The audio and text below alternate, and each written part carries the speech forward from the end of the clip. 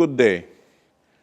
I am here with the current chairman of the Caribbean Community, CARICOM, and the Prime Minister of St. Kitts and Nevis, Dr. the Honorable Timothy Harris. Today we are here to discuss the situation that is presently taking place in the Bolivarian Republic of Venezuela. Prime Minister Harris has just returned from the United Nations, where he led a delegation to the United Nations in trying shuttle diplomacy to help the situation as it is presently in the Bolivarian Republic of Venezuela. Dr. Harris, welcome to this program. Thank you very much for having me, and it's a pleasure to be here. Okay. Now, as the current chair of the Caribbean Community, you have been leading the regional bloc in diplomatic engagements over the Bolivarian Republic of Venezuela's political crisis at the United Nations. Who all did you meet with, and why were these countries or groupings selected for meetings with CARICOM on the Venezuela issue, and how have these engagements been going? Thank you very much. I led a CARICOM delegation to the UN, and that decision emanated from an emergency meeting of CARICOM heads, which took place last weekend, last Friday, to be exact. And out of that, one of the ways forward was for the CARICOM to engage the international community. United Nations comes necessarily to the fore because it is the foremost international organization, the only international body with a grouping of 196 thereabout member states. So you can't get any more vast in terms of reach. We determined that it was important in the context of the very volatile situation in Venezuela that we reach as many as possible and as quickly as possible, and further that we will invite the involvement of the Secretary General of the United Nations. We were able on Monday morning to have fulfilled that particular mandate as it relates to the meeting with the UN Secretary General. He promptly agreed to meet us. At the time when we made the overtures, he was somewhere in Switzerland. And so he got back on that very weekend. And it is a mark of the importance and urgency that he attached to the invitation to meet with us, that he would so quickly free his calendar to allow for this session. I would say that meeting went very well. We were able to get his views regarding this matter. We were able to be apprised of other engagement and other outreaches that had been made by him and to get a sense of his willingness to intercede. And he accepted, importantly, our invitation for his good offices to be made available to the people of Venezuela. And so we felt very positive about that. Of course, the good offices and its mission would only succeed to the extent that the contending party were appreciative of the role that such a good office can play, and therefore would welcome it. And we were able, based on previous dialogue that we had had with the President of Venezuela, whilst we were in Guyana, to indicate to him that we were advised that at least one of the principal actors in terms of the presidency was willing to be engaged. So that, for me, was a major and for us a development. Importantly, once we were there, we engaged a number of other countries and groupings, as you said. We were able to meet with the representatives of the African Union. That union represents some 54 5 or thereabout member states. So that is a huge gathering of member states from the African continent.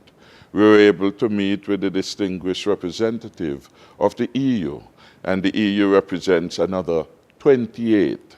So through those two agencies and secretariats, we would reach some 83 member states in terms of sharing our views and perspectives on that matter.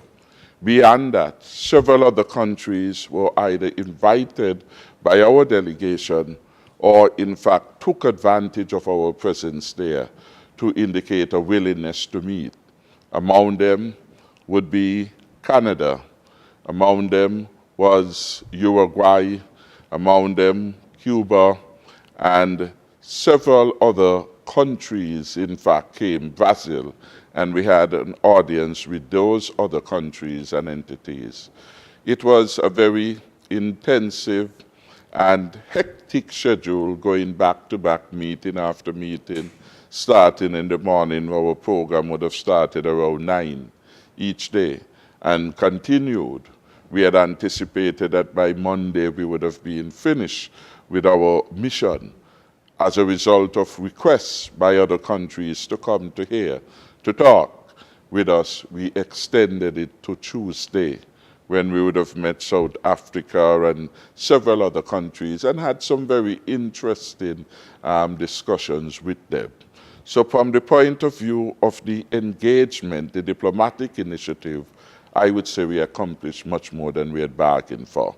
We met with the Secretary General. We met also with the President of the General Assembly, and Her Excellency was very delighted that we had chosen to come, and she indicated how much she valued the intervention of the Caribbean leadership with respect to this matter. Ultimately, the question of whether or not a country is seated and represented at United Nations, that resides with the General Assembly, and so it was important that we should meet with the President.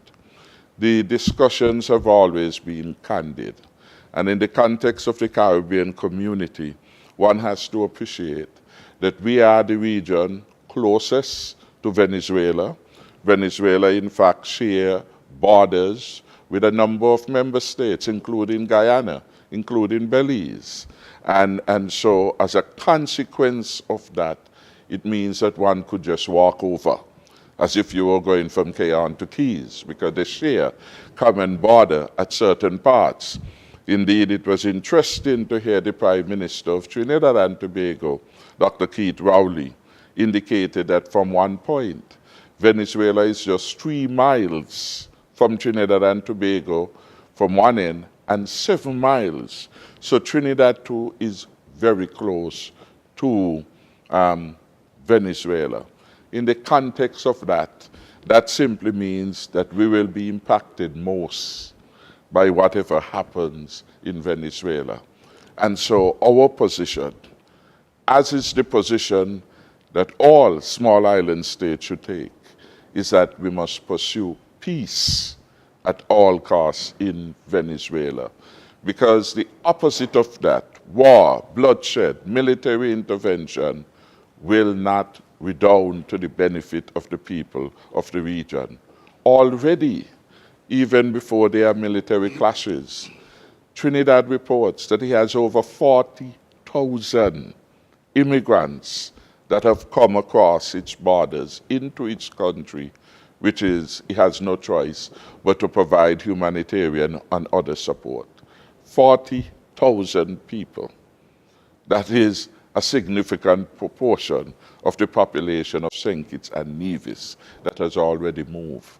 And that is what that kind of porosity of border would do to any country in terms of movement. So you will have the issues of inflows and how you deal with them. You will have the issues of the pressure upon social services, your health, your education, and those pressures would be made worse through the fact that we have a deficit in bilingualism. And so you're bringing persons whose first language is Spanish and they are going to be superimposed upon a system where services are being delivered in English. We have the additional problem of the fact that, by and large, with the porosity of the borders comes the vulnerability to arms. And what we are hearing from some member states is that they have experienced an increase in the trafficking of small arms and not so small arms. So let's say arms and ammunition as a consequence of the destabilization of Venezuela. It therefore means that the region as a whole has to be more alert. Or whatever gets into Trinidad and Tobago can reach any other member states. And that has been part of our challenge with law and order. We have a significant significant culture of gang warfare in the country that is being assisted by the use of illegal weapons and arms in the country. We are not a producer, so it means they are coming in. And what we are hearing is that people are now bartering in the guns in Trinidad for basic things like food and clothing and so on. So that then sets up a very dangerous situation. But even if these things were not rife at this particular juncture, we could see no benefit at all from war, from military aggression in Venezuela for the region as a whole. If you have an outbreak of military aggression and warfare, you're going to send the wrong signal for the tourism product and the tourism services which all of us offer. That is always known to be fragile, though a resilient industry. But then the peace, which is a critical underpinning of what we sell, along with our beaches, our sands, our warmness and openness, all of that then becomes disturbed when you have within your region that challenge of military aggression and war. So the short point, we are in this really for the people of Venezuela to have a better deal and a better arrangement and a better quality of life than one that will come as a consequence of war. Yes. We look at regions elsewhere, whether it is Iraq, Afghanistan, Yemen, anywhere there has been war. And until now, people are still attempting to put their lives together. So war does not bring any benefit to those on which it is imposed. We have the situation in the Middle East, the Palestinian people, and so on and so on. Their situation as a result of constant war has not improved over time. So we have that challenge, and so we have a vested interest in the peace and stability of Venezuela, and by extension, in our own region. Sure. And that is what the mission was about. I believe we were able to get that message through. The fact that the Secretary General accepted the invitation to use his good office, the fact that the President of the General Assembly warmly received us and commended us for our engagement, speaks well to the respectability and the regard that people have. It was interesting as we were doing one of our debriefing sessions. It was our permanent rep, His Excellency Sam Kanda, who made the point. As the permanent representative for Barbados was speaking, she said, Prime Ministers, before you go, I have to say this. I have been involved, speaking of herself, Elizabeth Thomson, I think is her name. I have been involved in politics for 40 years. I've seen prime ministers come and go. And she reported she woke up 3 a.m. in the morning, was reflecting on what we had accomplished the Monday. And she said, tears came from her eyes. I said, why? She said, you all did us so proud yesterday that for her, it was a proud moment for all the people of the Caribbean because she saw us, as it were, took on delegations more powerful than us in terms of economic wealth and positioning and so on. And we were able to articulate our position in ways that none could render ineffective. And for her, that was an amazing response. Our own Ambassador Sam Candace said, after she had finished, that listen, what is remarkable about this is that it is the smallest region in the world. That is what the CARICOM community represents. 15 countries with a population, if you include Montserrat as an associated state, which is just a handful, to Jamaica with the highest population, just over 2 million. The smallest country in the world was leading on an international matter of significant consequence to world peace and the reordering of political relations. Because look at some of the protagonists, the United States, China, and Russia, and you name them. And that is where the world is at. And who it is leading the smallest region. And at this time, we are lucky, or history would have it, to use some words, that it is the smallest country in the region that is steering at this particular moment in time. And so that is what we are attempting to do, really. Now, CARICOM believes in free and fair elections as a matter of democracy. However, the concern in the Bolivarian Republic of Venezuela is that the elections were not free and fair, and that there's a call for fresh elections.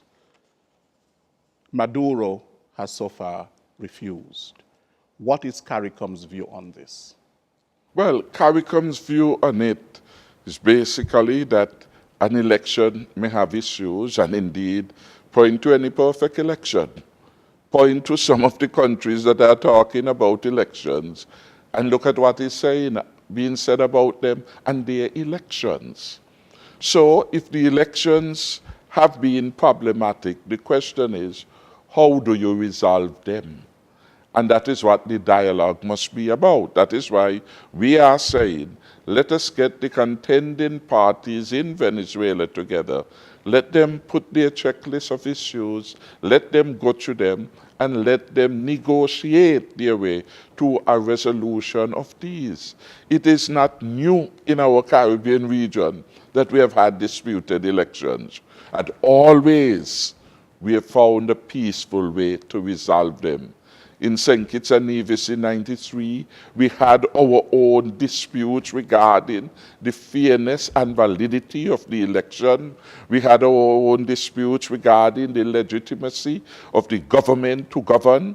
And in the end, it was the Chamber, it was the Christian Council, and all groups brought contending parties together at Four Seasons, came up with the Four Seasons Accord. And what was determined? That in an 18-month period of time, St. Kitts and Nevis should go back to the people in fresh general elections. So we are not taking side in Venezuela, and we frankly can't be the arbiters of whether the elections were free and fair. From what we know is that you had contending parties, and the outcome was proclaimed since May. Some persons didn't participate. Could a man who didn't play in the end make a contention that he should be when he did not participate? And even then we look to our history. It was refreshing to hear one of the Prime Minister recall, but this is not the first time that we have had in the Caribbean region where a party refused to participate in an election and then it can cry foul. In Jamaica in 1984, we were reminded that Seaga called an election. The Manly Party, PNP, I think it was then, said, listen, we are not satisfied with these arrangements. This election can't be a fair one. They boycotted the election. The government went on because what was in the balance but you did not participate, you opted out. So if that were the situation, you will have a dangerous precedent that the party that doesn't participate only have to cry foul thereafter, and then we have a situation like that. I heard the Prime Minister of Trinidad and Tobago advise us and advise some of the groups with which we met. Well, we understand what happens when elections are considered illegitimate. We understand what happens when parties opt out of participating. And he reminded that in 1971, Trinidad had its third. In 1971, Trinidad went through what he described as elections, and some parties refused to participate. It led the government to return with all seats in that election in the early 70s.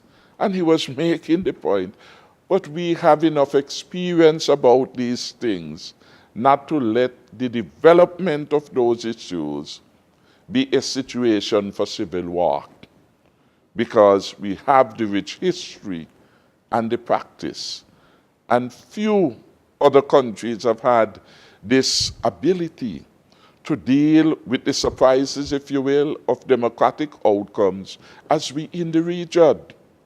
From overthrow in Grenada in 1983 or thereabout, we have had to deal with this, to situations in St. Lucia when Compton received a particular outcome, 1 by 1 seat. Compton called an election maybe in 5 days, said he will not work with that. We have had situations where the democracy was threatened under Eugenia Charles. And all those instances, we always dealt with them through peaceful dialogue by contending parties coming to the table, knowing their limits, and come up with an arrangement that preserves the peace and prosperity of their country. And that is all that we are asking for Venezuela. So to be clear, it's not that we are saying that this one is and this one not. That is a decision for the people of Venezuela. What we are saying, let us create the environment in which all that is good could come out of that environment, and let the people, not external parties like us or any other body, determine what it is the people of Venezuela genuinely want. And let us use long-established principles and practices to assist them in getting where they determine is in their best interest to go. Now, Venezuela, Prime Minister, has been a friend to many CARICOM member states, especially with its socioeconomic programs that have assisted member states of CARICOM. The most outstanding one is the Petrocaribe Agreement. With the present crisis, what are some of the concerns about the continuation of these programs? And additionally, the US has placed further sanctions on Venezuela, recently on its state-owned petroleum industry. How do you think this will affect the socioeconomic situation in the oil-rich Latin American country? Well, starting with the last point, really, anything that denies access to participation in international trade, the international marketplace, will worsen the living conditions, particularly of ordinary people. Because every country, especially one like Venezuela and those within the Caribbean, depend on imports for most of what they eat, drink, and wear. And so when you have restrictions on trade and on the major source of foreign currency for that country, that will not be good news for the ordinary folks in the country, because they will suffer most. Those who have resources will always find ways around. Those who have little are dependent upon these kinds of open sources for them to be able to get involved in legitimate business. As to what the future holds with respect to the arrangements, we don't know yet, and it could be anyone's guess. We'll have to wait to see what happens, what role, what will be the position either of a continuing administration or anyone. So those are things yet unknown to us. We can think about them and of their consequences, but we won't know for sure until, as it were, the dust is settled or some clarity is brought to what the near and medium-term future for the Bolivarian Republic of Venezuela will be. And we, as a region, will keep that under advisement and study. And it shows another reason again, because some may ask, well, why this region? Why are governments engaged?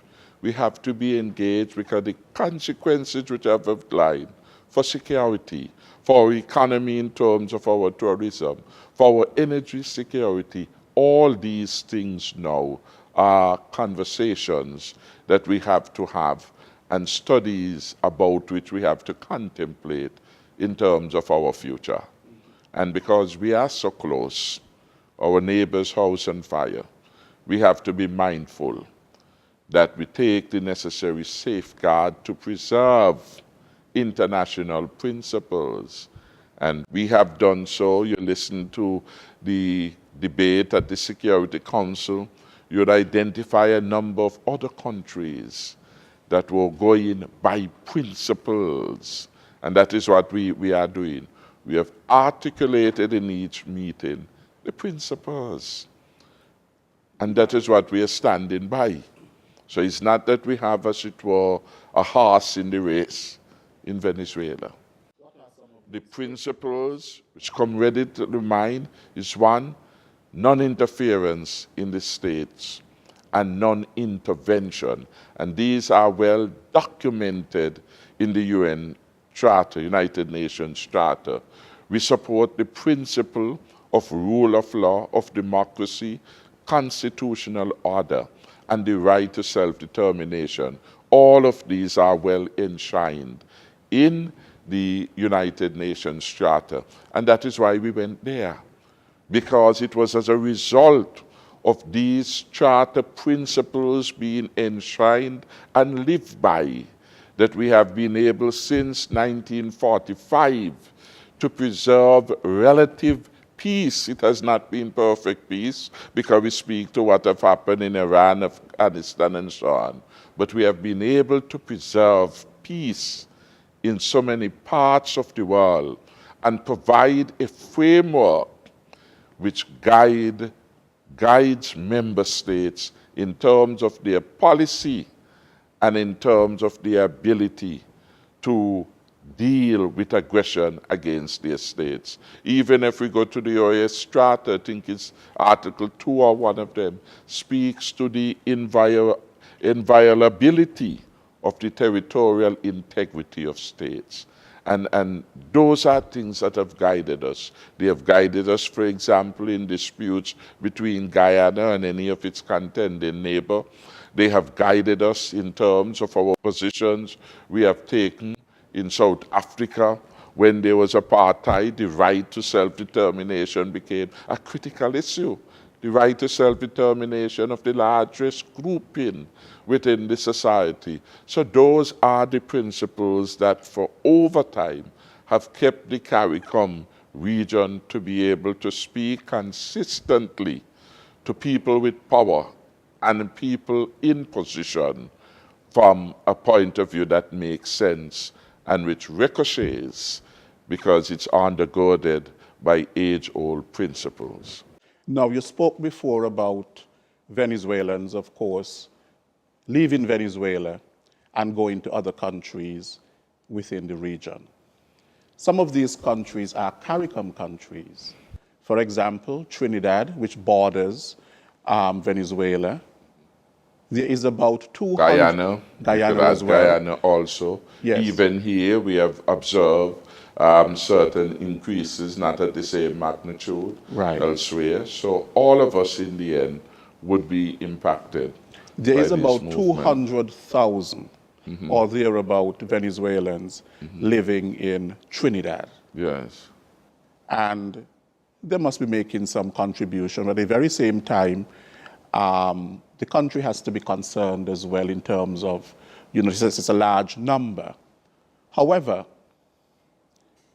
they protested in Trinidad against the Maduro government.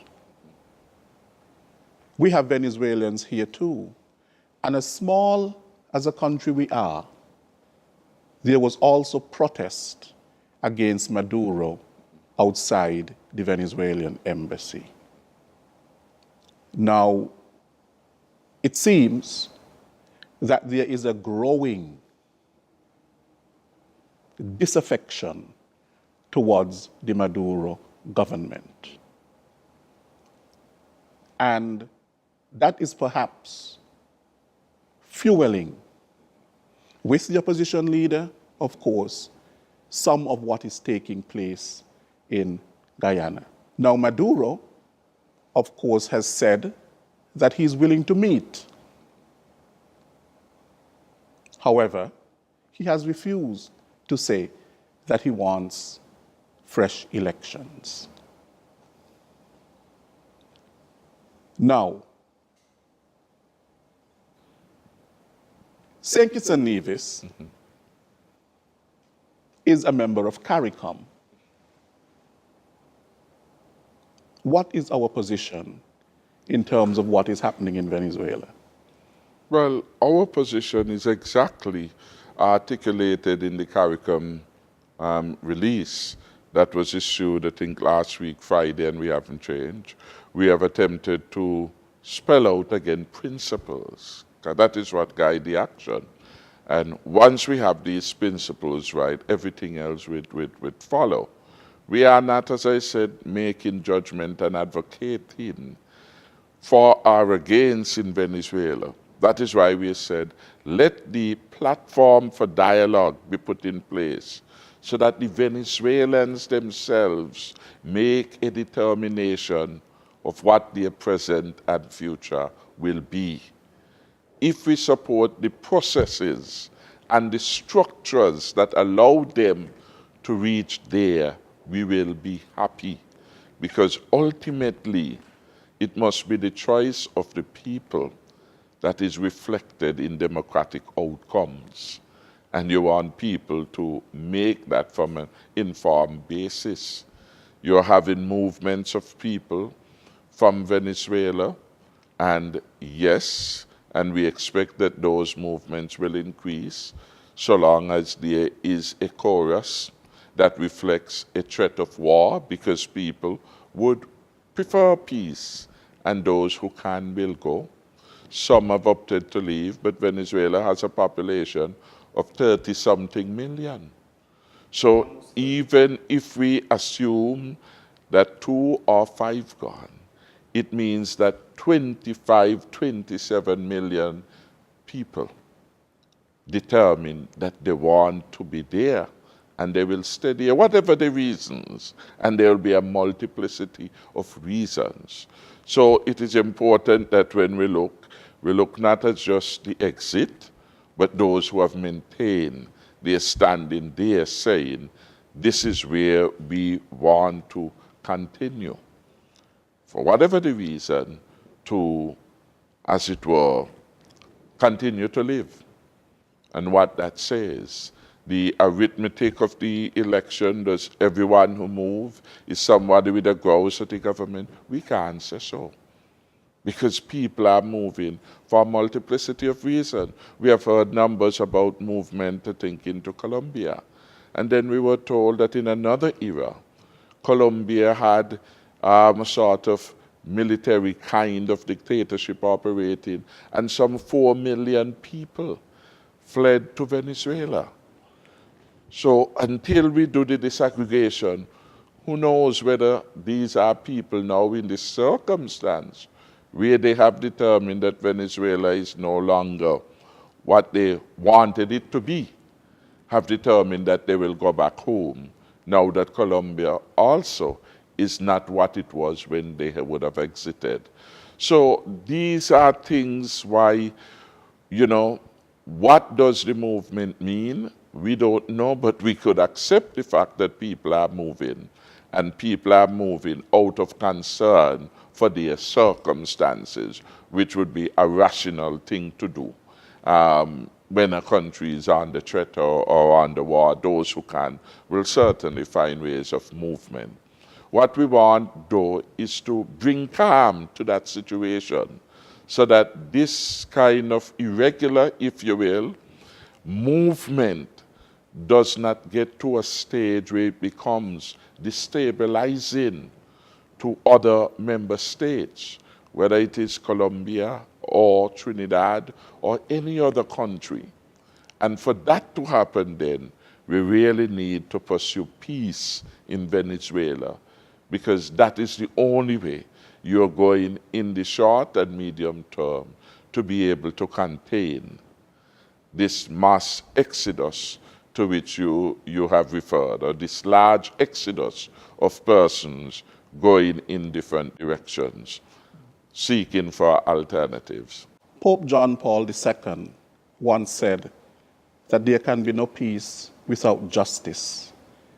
And as long as there is perceived injustice in that Latin American country, peace will not reign. CARICOM's position of not taking sides, do you think it can be seen that in not taking sides, people are thinking CARICOM is taking a side?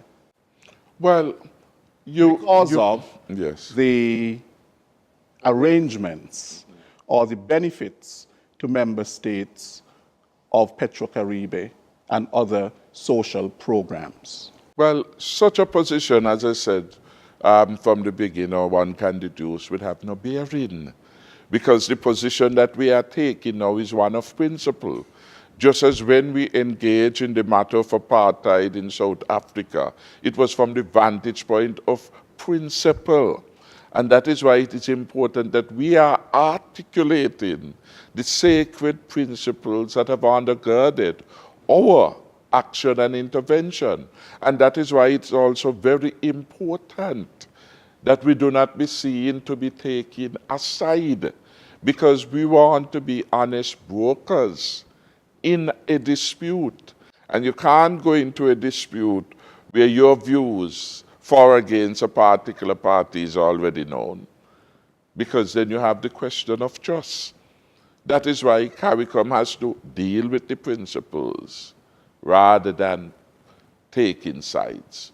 Once we get the principles right, in our view, things will flow naturally, because those who have already taken sides would have the question of credibility. Could they now honestly intervene when their position or their particular bias is already so well known? And that is a part of it.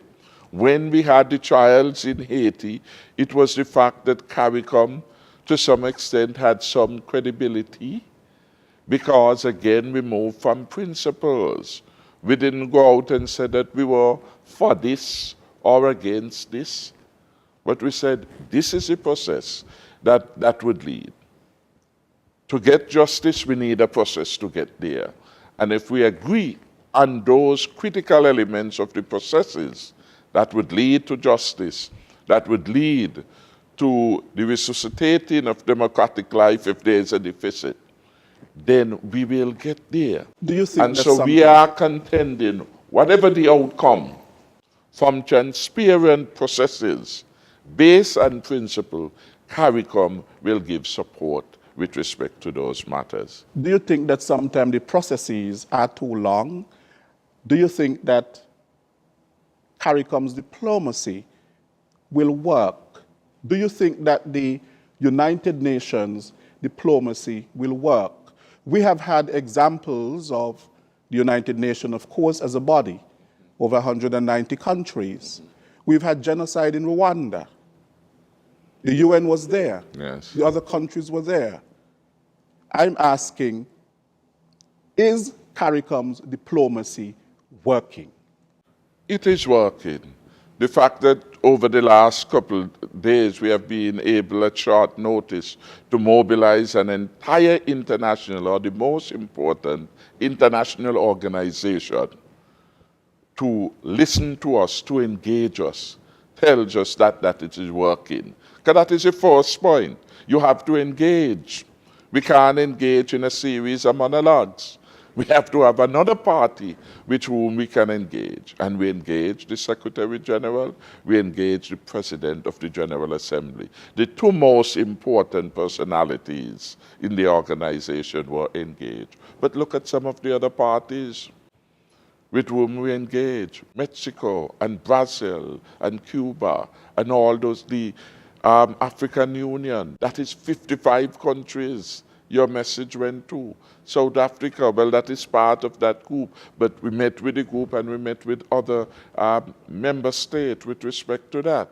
The European Union got a perspective. We met with Australia. And the fact that all these countries came to meet with us indicate that there's a value in the dialogue. And they are, like we all are, trying to find consensus on the way forward. Does diplomacy take long? Of course, but so does war. So you have to make up your mind. It's either we will sit and talk it through and have the patience and perseverance to stick to it to get there, or we'll go to war. And we see from Iraq, from Afghanistan, all these wars are going on long. So if you were to put your bet on war, put your bet on peace and dialogue, where will you go? It could only be peace and dialogue. Because the wars take long. You understand? And peace also takes time. But which does or brings the greatest benefit to mankind? Ultimately is peace. Ultimately is peace. That is what we want. Because only peace provides the framework in which we can go about our lives in a constructive way. And if we look, for example, at all the initiatives in the Middle East, there is no easy win when there are difficult problems, and some of the problems are intractable. So you at least get a cooling down period. You at least get time for people to get down from their high horses and determine that we have to have a conversation. And the basis of that will come through negotiation.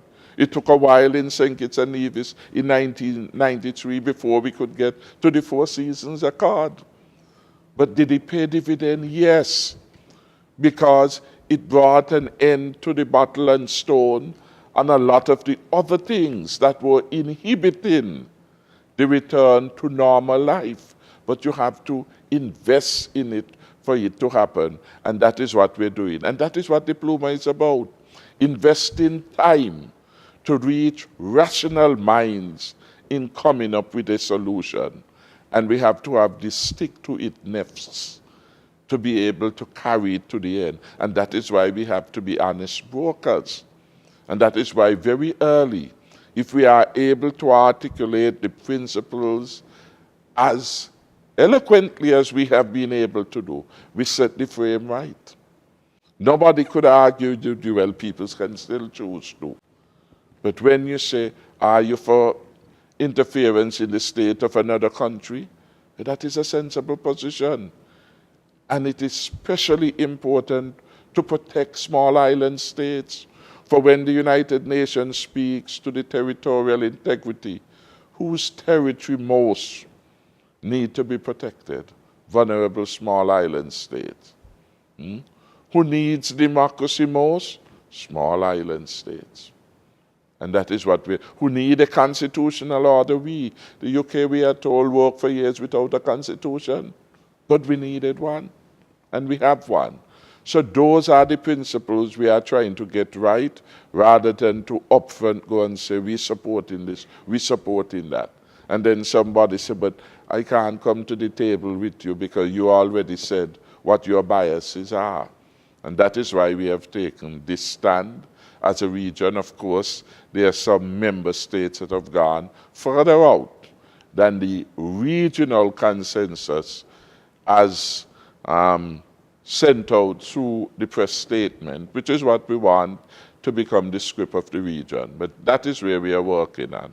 And I think we are on the right path. We have gotten traction. Persons have called, persons are talking, people are engaging. When we met with some of the ambassadors, we met with Mexico. The foreign minister sent and came involved in line. Right at the UN, we were able to make outreach to the president of Venezuela.